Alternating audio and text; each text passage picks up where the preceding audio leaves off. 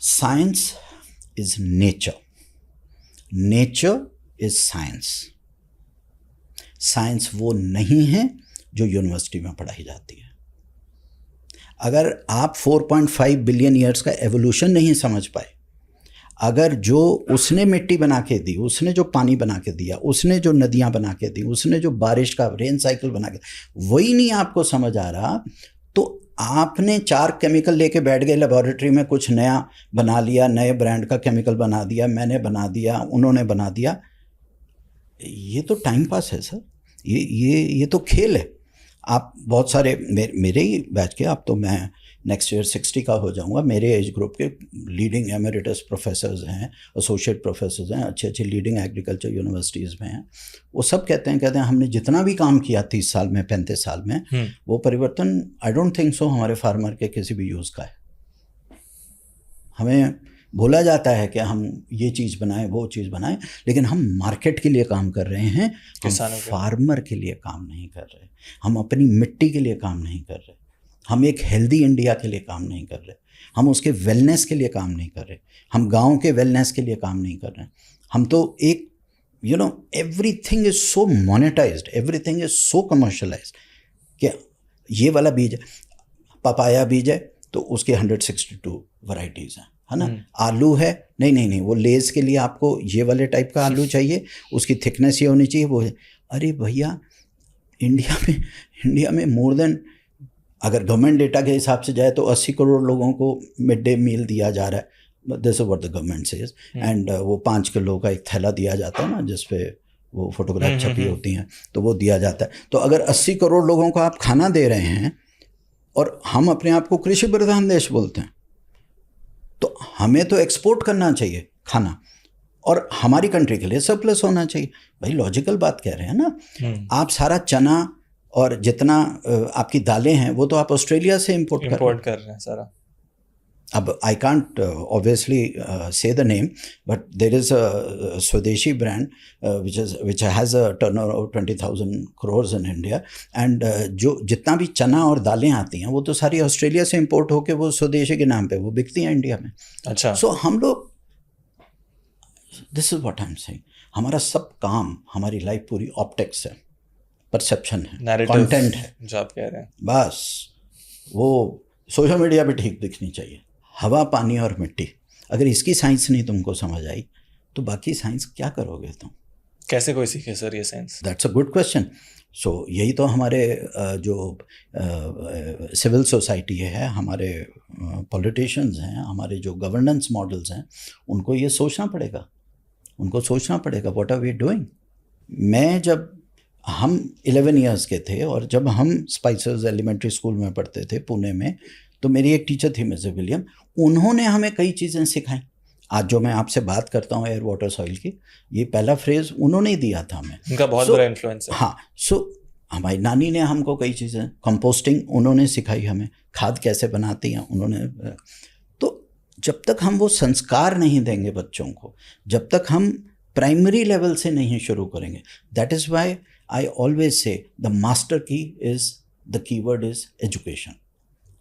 Literacy अलग चीज़ होती है। लिटरेसी तो हो गई, चलो जी आपने एक लैंग्वेज सीख ली, आपने लिखना पढ़ना सीख लिया।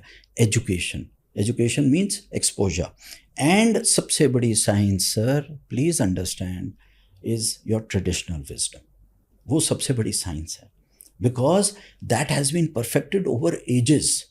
जो traditional way of terrace farming है आपका, अगर आप उत्तराखंड में जाके अब बड़े बड़े ब्रांड्स वहाँ पर अपना फर्टिलाइज़र लगाएंगे और अपना सीड देंगे और ऐसा टमाटर देंगे जिसका सीड नहीं होता, अगले साल आप फिर से 60,000 रुपये किलो के हिसाब से वो बीज खरीदोगे। फिर वो बीज को ज़िंदा रखने के लिए आपको इतनी पेस्टिसाइड डालनी है, उसको ज़िंदा रखने के लिए आपको इतने टाइप के फर्टिलाइज़र डालने हैं। आप इनपुट कॉस्ट तो बढ़ाई जा रहे हो। अच्छा, एक और चीज़ है, मेरे को तो समझ नहीं आता हमारा मैथ्स कितना कमज़ोर है। भाई 2 + 2 4 तो ठीक करो ना। आप इनपुट कॉस्ट तो इतनी बढ़ा रहे हो, उसको तो कभी बात नहीं करोगे। आप सिर्फ आउटपुट को कंसिडर कर रहे हो कि जी हमारा इतना टर्नओवर हुआ, इतने का हार्वेस्ट बिका, ठीक है। लेकिन आप ये भी तो देखो, जो आपने ट्रैक्टर खरीदा, कंबाइन हार्वेस्टर खरीदा, या जितनी मशीनरी खरीदी, जितने गैजेट्स खरीदे, जितनी कंप्यूटराइजेशन की, जितने आपने वहाँ पर तो वो इनपुट कॉस्ट, उसकी लोन कॉस्ट, उसका इंटरेस्ट कॉस्ट, उसकी ईएमआई कॉस्ट, वो भी तो सारी कैलकुलेशन करो। आप इनपुट कॉस्ट को तो कैलकुलेट नहीं कर रहे, आप सिर्फ आउटपुट कॉस्ट दुनिया को दिखा रहे हो। मज़ा तो तब है भाई, प्रॉफिट क्या होता है, प्रॉफिट तो वही होता है, लेकिन अगर आप इनपुट कॉस्ट को बिल्कुल मिनिमम करके अगर आप आउटपुट कॉस्ट थोड़ी भी निकालते हो और प्रॉफिट में जाते हो, इसीलिए मैं बार बार कहता हूँ कि farming is a profitable business. एक सीधी सी बात है, आप 10 एकड़ लैंड या 15 एकड़ लैंड लीज पे ले लेते हो, 5 साल के रेंट पे लेते हो, हमने लिए हुए हैं ना, मैं तो इसलिए कह रहा हूँ क्योंकि हमने ली हुई है। उसकी जो रेंटल कॉस्ट है, उसके अंदर जो उसको लैंड मैनेजमेंट की कॉस्ट है, फेंसिंग की कॉस्ट है, पानी की कॉस्ट है, और उसमें जो निकल रहा है उसको लो, वो आपका फर्स्ट ईयर से प्रॉफिटेबल है।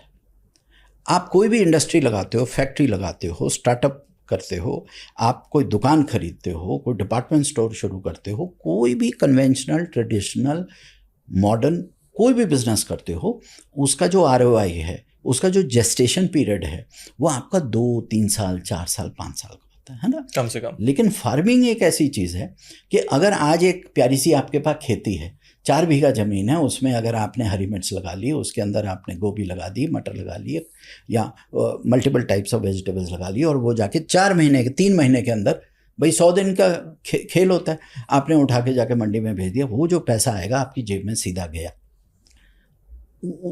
दुनिया को कोई ऐसा शेयर नहीं है सर कि आप खरीदो और उसको जाके 100 दिन के अंदर उसको आप 10 टाइम्स या 16 टाइम या 20 टाइम उसको 20x उसको मल्टीप्लाई कर सकते हो, केवल नहीं कर सकते। It is only farming.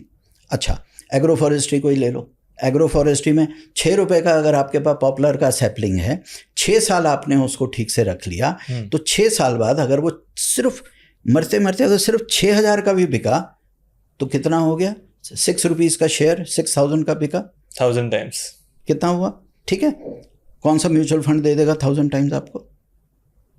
मतलब मैं तो बहुत बेसिक बात कह रहा हूँ, मैं कोई कॉम्प्लिकेशन में जा, बहुत बहुत बहुत बेसिक चीज़ कह रहा हूँ।